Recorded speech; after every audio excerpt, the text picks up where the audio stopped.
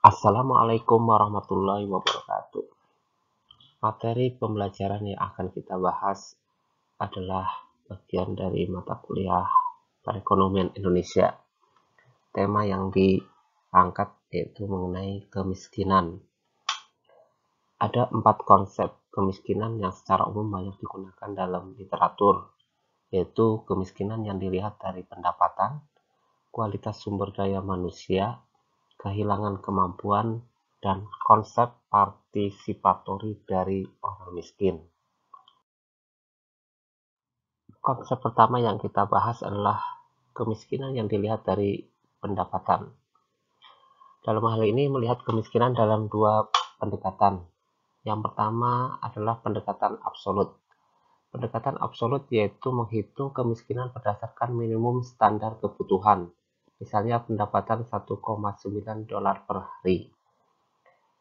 Mereka yang memiliki pendapatan kurang dari 1,9 dolar per hari per orang dikatakan masuk dalam kategori orang miskin.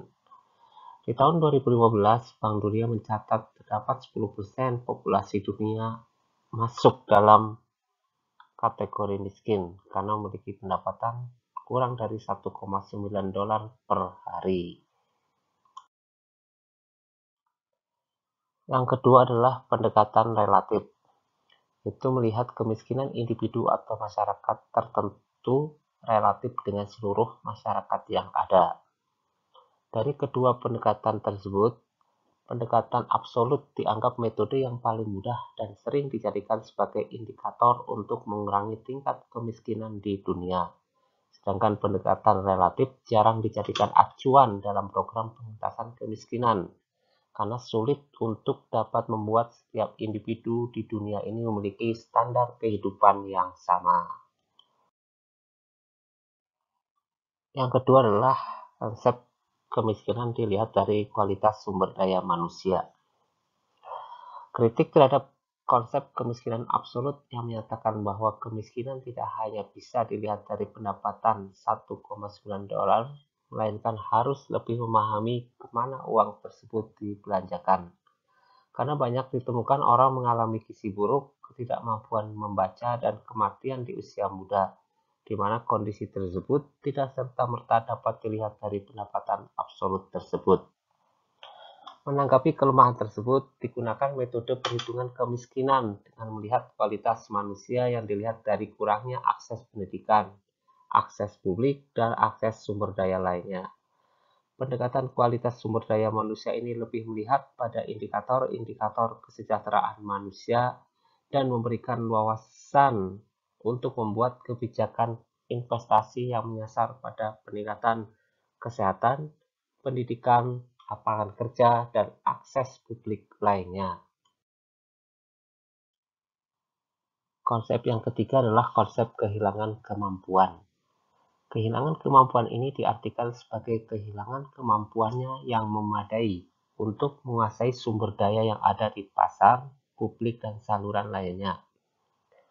Contohnya adalah orang kaya yang mengalami musibah, kemudian berakibat cacat, menyebabkan orang tersebut tidak mampu melakukan kegiatan ekonomi maupun sosial. Orang yang tidak mampu tersebut kemudian dianggap menjadi miskin karena pendapatannya berkurang. Konsep ini menarik sebagai tambahan informasi untuk mengetahui apa yang menyebabkan kemiskinan terjadi, sehingga kebijakan tidak hanya fokus pada permasalahan struktural, melainkan juga penting untuk mengantisipasi kemungkinan terjadinya kemiskinan karena kehilangan kemampuan.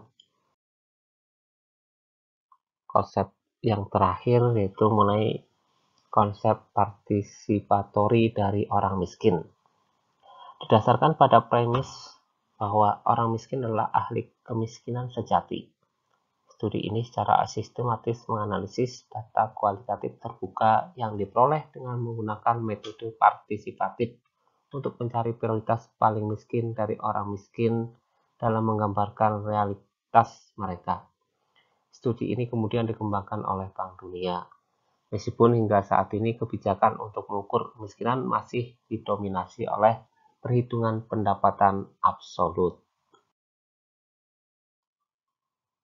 Berbagai pengertian kemiskinan dalam perspektif global tersebut yang ada 4 disebutkan di awal, tidak semuanya diadopsi oleh suatu negara.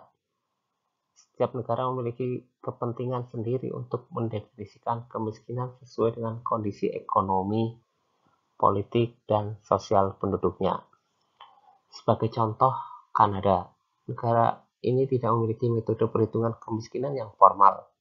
Mereka mendefinisikan penduduk low income adalah yang memiliki pendapatan kurang dari setengah dari median pendapatan penduduknya, dan tercatat 14,9% penduduk Kanada berada dalam hidup miskin.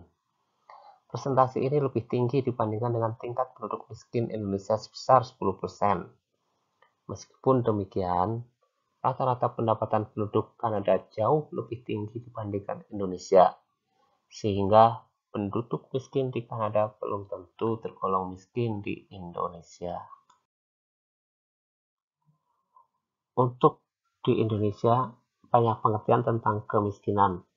Namun data formal yang digunakan untuk menunjukkan angka kemiskinan adalah menggunakan metode kemiskinan yang dihitung oleh Badan Pusat Statistik. Kriteria keluarga miskin dengan metode Badan Pusat Statistik menggunakan pendekatan basic needs atau dasar keinginan. Hal ini dikarenakan kemiskinan dipandang sebagai ketidakmampuan dari sisi ekonomi untuk memenuhi kebutuhan makanan maupun non-makanan yang bersifat mendasar. Batas kecukupan pangan dihitung dari besarnya rupiah yang dikeluarkan untuk makanan yang memenuhi kebutuhan minimum energi 2.100 kalori per kapita per hari.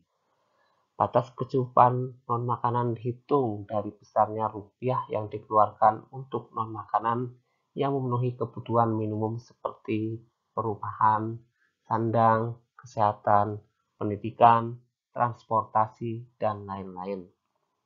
Badan Pusat Statistik juga menentukan 14 kriteria rumah tangga miskin yang mencakup kriteria makanan dan non-makanan.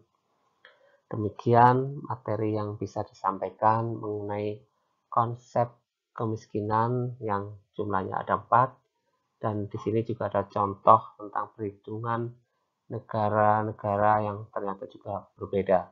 Di sini contohnya adalah Kanada dan Indonesia.